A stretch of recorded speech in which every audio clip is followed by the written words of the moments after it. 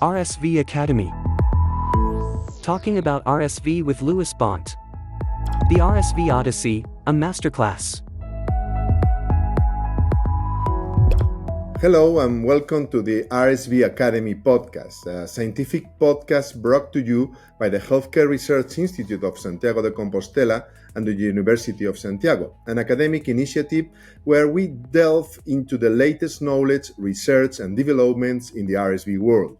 My name is Federico Martinon Torres, and I will be your host today, a day in which we are thrilled to have a distinguished guest with us, my dearest friend, Professor Louis Bont, Head of Pediatrics at the University Medical Center in Utrecht, and also the founder of RSVNet, and also, of course, a renowned pediatrician and a world-leading expert in the field of RSV.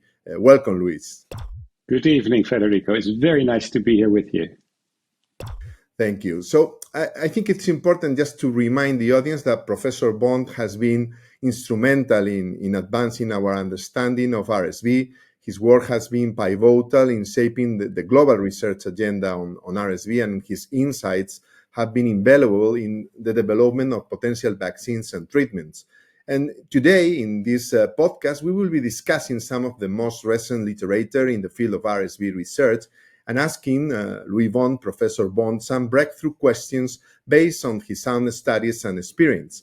But before we start, I really like to ask you a very first question. Why and when did you decide to focus on RSV? When did you decide to put all your energy on the RSV topic? Thank you, Federico. That was a very long time ago. About 30 years ago, I started my PhD with Professor Kimpen. He was at the time a world leader in RSV research, and I was intrigued by a virus that causes so much disease in young babies. Mm-hmm. Okay, I knew that something was there. So let's get it started. The first thing I'd like to tell you about is the burden of disease. You have been involved in several studies related to the global disease burden of RSV, but can you share some insights on the global impact of the virus? How do you see the virus compared to other pathogens? How did you benchmark RSV in comparison to any other microorganism? Right. So it is very unusual that so much disease is caused by a virus that is so little known by many of us. We have all experienced the pandemic, Federico, and you remember that the whole world was going upside down because SARS-CoV-2 was causing so much disease in adults. But actually, if you look at the burden caused by RSV in babies, it's exactly the same. A massive amount of babies get infected and get really sick. You and I, as you well know, showed that 1 in 56 children born in this world will be hospitalized for RSV infection in the first year of life. 1 in 56 is really an amazing number. If you go to the rest of the world, where there are no intensive care units to save the lives of these babies, then about 1 in 1,000 children in the world actually die from RSV, making it the second cause of death during infancy, just following malaria. Really amazing amount of burden. And do you think that, there is a lot of information trying to estimate this burden, no? And as I already mentioned, many papers that you did, others of some common friends like Haris Nair and his group, and the consortiums we are part of them. But which are, let's say, the main gaps we may have on the burden? And particularly, do we really have a clear picture of the burden in lower and middle income countries? So we start to get a feeling for the number of children dying from RSV. But if you would go to the hospitals, it's really an unknown how much disease is seen in the hospitals in lower middle income countries, and virtually nothing is known about RSV at the primary care level or even outside the hospital. We learned through very specific studies that most children die before they can ever reach the hospital. Can you imagine that children do not have access to a hospital while they are so sick? And this is basically what we see in many sub-Saharan countries and South America and Asian countries. So the real burden still needs to be discovered, and that is actually important. One of the big gaps at the moment that we're facing is we don't know the health economic burden caused by RSV in those countries. And basically, that's what we need before we can introduce vaccines in those countries. So that is another big gap that we need to resolve. And the final gap that is global, actually also in our parts of the world, is the causal relationship between RSV and asthma development. Is RSV an acute disease, or is it actually related to a long-term chronic disease? And that is actually very important that we start to think about prevention. Well, I think that you already touched an important point that you have been also working for many years, no? The, let's say, non-acute burden of RSV, no? Yes. And we have strong epidemiological signals relating RSV with within infant, with asthma. But can you further elaborate on that? What are the ideas and which are the facts in this regard about RSV and this, let's say, midterm mobility? Well, first of all, we need to look at RSV as a major fire that takes place in the airways of babies. So it's not surprising that these airways are damaged so much that they cause long-term disease. Then what we know is that about half of the children with severe RSV infection will develop recurrent episodes of wheeze in the first years of life, half of them. And then by school age, so let's say about age 5, 6, 7 years, then this association starts to decrease. Then other factors come into play in the development of asthma, but still there is an association that may be lifelong. These very long, lifelong studies have not yet been performed, so we don't know for sure. So the association is strong and clear and dose dependent, so really convincing. What we don't really know is the causal relationship. We did a trial in which we showed that preschool wheeze is causally related to RSV. If you prevent RSV, you also prevent recurrent episodes of wheeze, preschool wheeze. For asthma, we were not powered to really demonstrate that, and we need larger randomized trials, really intervention studies, to finally prove that by preventing RSV, we have the first effective asthma vaccine. So that's really exciting, but still some work to be done.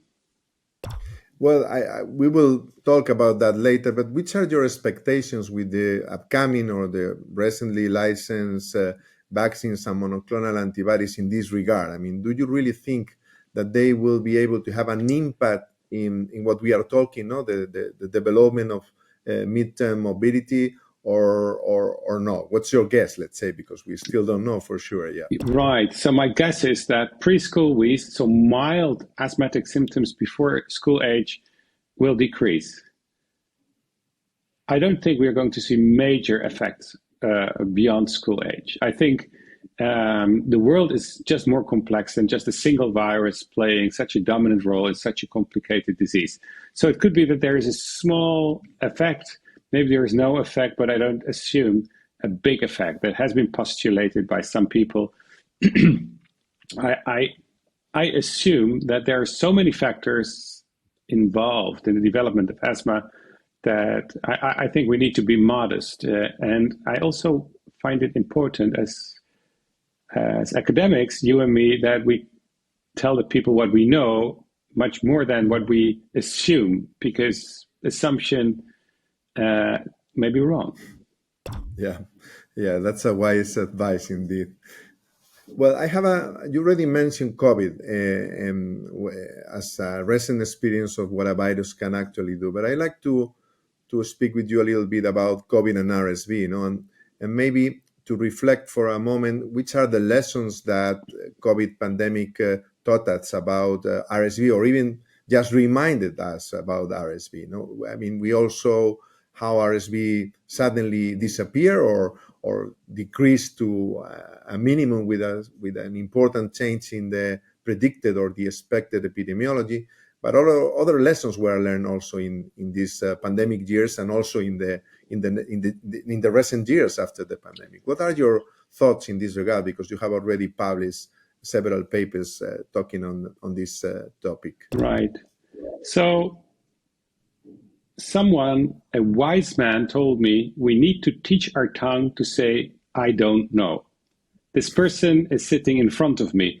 Actually, Federico, I think it was your father that told you, and you explained to me, we need to teach our tongue to say, I don't know. And there is a very humbling message here. For 20 years, I told everybody RSV will never hit in the summer. It's impossible. For some reason, RSV cannot explode in the summer. And I was wrong. The pandemic showed clearly that under these circumstances that we had, RSV can actually hit in the summer. So why was that? What did we see? So under the non-pharmaceutical interventions, so that means hand washing, social distancing, masking, there was no transmission of viruses. In particular, RSV was not transmitted.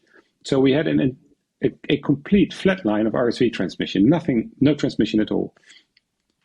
So there was a winter period.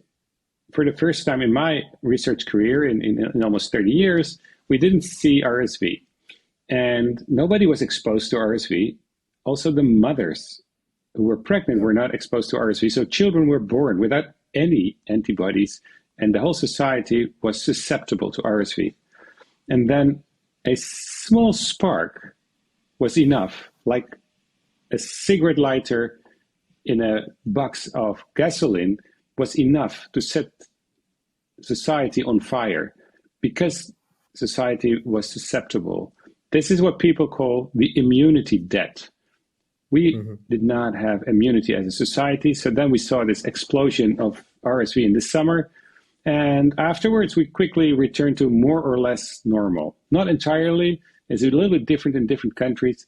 But this immunity debt is something that we definitely learned. It is possible to get a summer epidemic if you completely stop transmission. Yeah, and I think that leveraging on what you have just said, the immunity debt applies for other pathogens, no? And we have seen the reemergence and, in some manner, outbreaks of other pathogens, no, following the pandemic. And although RSV was particularly outstanding, no, and left us an important lesson. And what's your guess about what is going to happen next with the epidemiology? Do you think we will be returning to the normal RSV epidemiology as we used to know it, or there will be still some transition years to normality, let's say? Right. So that's a very interesting question. What we see in most countries is that every virus has its own place in the epidemiology. So as an example, in the Netherlands, we first have rhinovirus, then we have RSV, then we have human metapneumovirus, then we have influenza. So each one follows the other. So SARS-CoV-2 needs to get its place in this order, needs to have its own place in the season. And we don't know yet where it will settle, but it may push RSV a little bit up or down the calendar, but I don't think this will be major. So my prediction is that RSV will be a winter season virus and that we will return to more or less normal seasonality from today onwards. I hope so, particularly because we are starting now the preventing campaigns and we don't need additional challenges, no, in trying to guess when to start and when to finish the prophylaxis. And I think that it would be a good news that this year RSV returns when expected. No? Exactly. I hope so. Exactly. I will tell the virus to do that. I'm sure you can be strongly influential with RSV. Yes. And another thing I'd like to ask you or comment with you is, and I think also was outlined with the pandemic lessons or the pandemic knowledge, is about the interaction of RSV with other pathogens, which is not totally new, but I think we so strong, or it refreshes us, no, the importance of RSV interaction with other pathogens. So what's your view on that, and what did you particularly learn in this pandemic in this regard? So interaction with other pathogens, probably pneumococcus has been most studied and is most remarkable. So at the same time that RSV disappeared, pneumococcus disappeared. And at the same time it reappeared, pneumococcus reappeared. A lot of those data are generated by our common friend Ron Dagan from Israel. And what he showed was that it was not related to carriage. So pneumococcal carriage remained normal throughout the pandemic, but invasiveness completely disappeared. So that suggests that RSV is required for pneumococcal infection or pneumococcus to become infectious, to pass the epithelial barrier of the airways and to become a disease. So I think this is really something that we have learned. At the moment, we are not entirely sure of causality here. Again, vaccine studies will tell us more when we are going to prevent RSV, whether we're also going to prevent pneumococcal infection. So that is really exciting stuff that's going to be generated in the coming years. Yeah, I fully agree. I think that we have now a unique opportunity, with all the large trials and all the implementation of these new vaccines to really look to other endpoints, to look for all this additional and direct burden and to really check, because it's another way to really learn about the RSV itself. So I think that it will be essential to pay attention to that. No? We have also if you remember the Muddy paper with the maternal RSV vaccine on RSV and how the impact of the vaccine for all-cause pneumonia was longer than any effect on RSV itself. No? So I think it's interesting, and this will be the best possibility to really learn on this. And talking about precisely vaccines and immunization, well, we are now living exciting moments. No, I think we all have been hoping for many years to reach the point where we are. No, so I'm sure, I know, and actually we have talked about that, how happy we are, anyone that is working on the field of RSV, with the arrival of new possibilities to really impact the RSV. So let's talk about that. I mean, let's talk first about infants, no, and what are the new tools we have, and what are your thoughts, no, with both the maternal RSV vaccine already licensed in many countries, and the last generation monoclonal antibody, the nirsevimab, that is also licensed and available for use already this season in many countries. Right. What is your first thought, your first headline with this? Finally, after 30 years, we are going to fix the problem. So it's exciting and happy times. And it is even more exciting because there are still some questions. And let me try to explain how I see that, Federico. And I'm very curious to hear your thoughts. Basically, the maternal vaccine and the antibody do the same. They provide antibodies to the young infant to be protected against RSV for the first RSV season. So if we will use the maternal vaccine, what will happen to the preterm babies? At what age would we actually have to add antibodies? We don't know the tipping point of prematurity when we need to start antibodies. We don't know. Mm-hmm. If we will use the maternal vaccine, should we do that year around, or should we start vaccinating seasonal? So in particular with the antibodies, that's really an important question, year round versus pre-season. I think there are various combinations or options that we can use, and we don't really know what is most effective. We can think of theoretical advantages, but the practicalities of each of these strategies is actually new to the world. Nobody has ever done those types of implementation efforts. So I'm really curious about your thoughts. What would be the best solution, both from a practical and a theoretical expected impact point of view? Well, it's a difficult question indeed, because I agree with you that it's totally different from a theoretical perspective than from a practical perspective.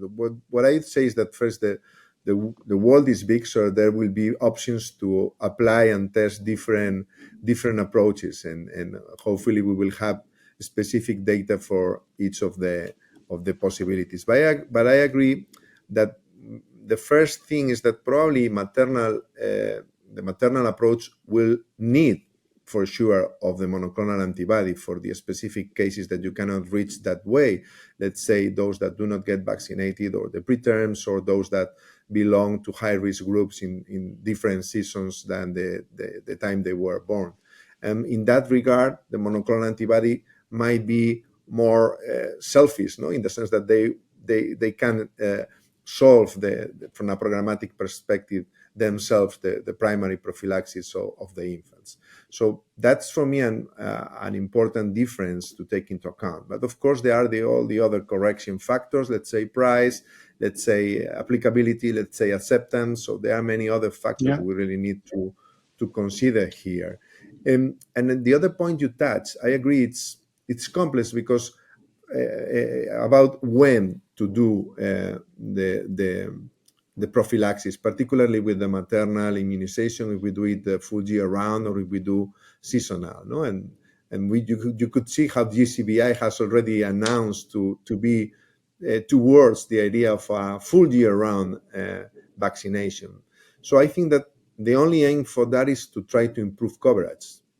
I don't see any other advantage of doing a full year round vaccination. No, it's just that it's better to have a higher coverage and you increase the uptake, even if you are protected for a more limited time, than to have a perfect protection, but for a very limited number of newborns. So I think that's the rationale behind. But I'm not sure which will be the actual impact in terms of effectiveness, no, in real life. And this is something we will need to see. Yeah. And if we go into the data, sticking with the protection of the infants, when you compare what is available in the literature so far in terms of both nirsevimab and the maternal RSV bivalent vaccine, do you find them comparable or not in terms of efficacy, in terms of knowing that there are different trials, not exactly the same endpoints, but can we say it's fair to make them comparable, or we already can say there are differences?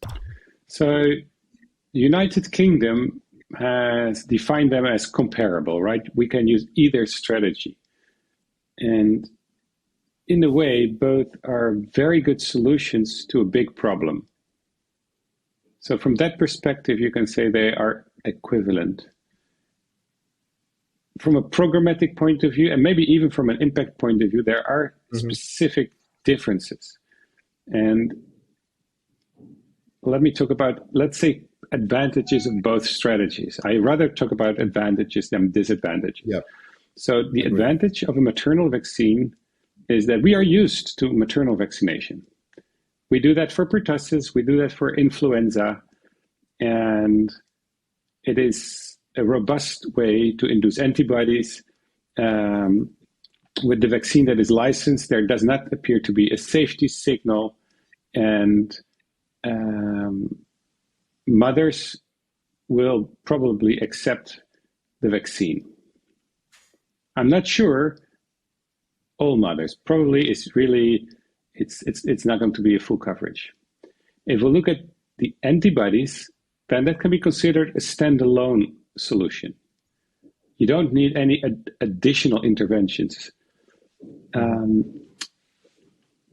There might be a small risk of the development of resistance, but it's really, really very, very small. So I think it's a robust solution, and probably the duration of protection for the antibody is a little bit longer than for the maternal vaccine.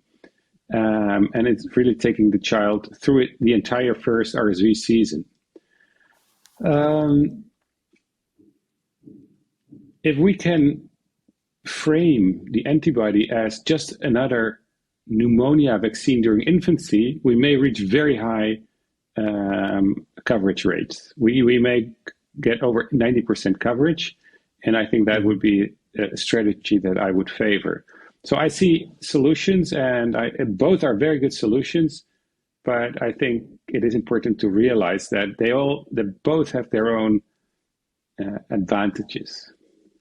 No, I agree with you that either of both is better than no one of both. No, exactly. That's clear. Yeah. No? And there is a before and after, and I think there is space enough for this and future upcoming possibilities for the infant. That's for sure. And what about, I mean, clearly the first to start using these possibilities, both the monoclonal antibody and the maternal immunization, will be the rich countries, let's say, the well-developed countries. But as you already mentioned in the introduction, the main burden and particularly the mortality occurs in more than 90-something% in the developing countries. So what do you think? How long it will take us to really make them available for these countries? What do you have in mind? I know you are very sensible to this topic and you're already working on that, but how do you expect this to happen? How do you foresee that this will happen? It will be a hard way, or we will be able to rapidly implement these vaccines also where they are more badly needed? Right. So acknowledging that this is a very, very, very difficult question, I'm just going to say that I'm confident that we're going to get this very, very soon. So the license of the maternal vaccine has been acquired by the Bill and Melinda Gates Foundation, and we're going to produce it and bring it to the developing world. So the vaccine is there, but there are still some issues before we can actually roll it out. One of it is the lack of awareness. So many countries in the world actually don't care about RSV because they don't see it. Actually, they see it, but they don't measure it, and they think it's not there.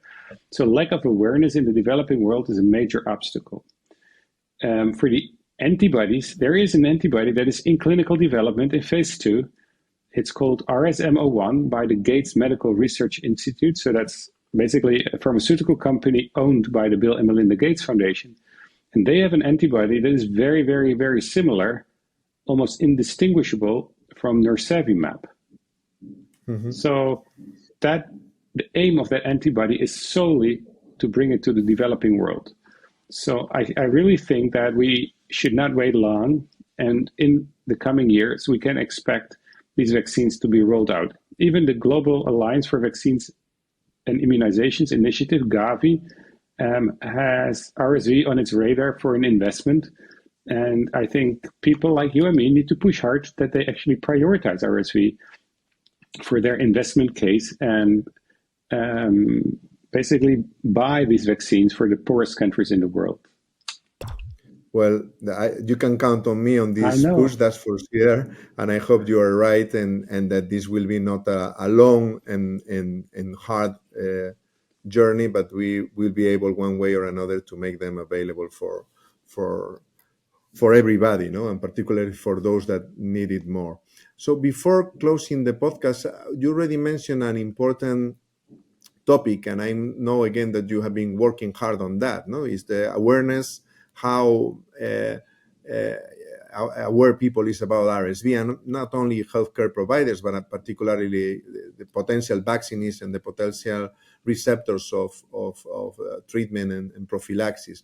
And you have been also an advocate of the patient advisory groups, and you have founded and promoted the European Advisory Group for RSV. So I'd like you to share some thoughts on this regard, how important this is and what can be done in practice in this regard. So RSV awareness is really critically important for acceptance of a vaccine. And there is no easy solution to raise awareness. So basically it's working hard. And one thing that I would like to add to that little piece of raising awareness through this podcast is that people get the right numbers. Apparently, raising awareness through numbers is very powerful. So 1 in 56 children born term healthy in Europe, in Spain, will be hospitalized for severe RSV infection. 1 in 56. 1 in 1,000 children in the world die from RSV, the second cause of death during infancy. I like to see that people use the right numbers. This is our contribution. You and me worked very hard for many years to generate these few numbers. And this is what I hope our viewers will actually remember. Well, Thank you very much, Luis. I have really enjoyed this conversation with you, and I hope that the listeners have enjoyed as much as I have sharing this time with you. We could keep talking for hours. Yeah. Then we take a glass of wine too, but it's always a pleasure talking to you. And I really enjoyed this podcast. Thank you very much, Federico, for doing this for everybody. Thank you very much to you, Luis, and thank you very much to everybody for listening. Thanks on behalf of the RSV Academy team, Louis Von included, who is also part of the scientific committee of RSV Academy. And just to remind you all to stay tuned stay tuned for future podcasts that will follow with Ann Folsey, Octavio Ramilo, Alberto Papi, and many others, as well as many other activities from RSV Academy to immerse yourself in the captivating world of RSV. Thank you very much. Bye.